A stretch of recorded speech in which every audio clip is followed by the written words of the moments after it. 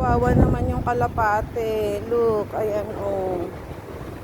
Nabali yung pakpak niya. And yan guys, umulan ngayon. So ang ating panahon ngayon ay makulimlim. Ayan, maulap. Kanina umulan. Oh my God, nasagasaan. Ay hindi.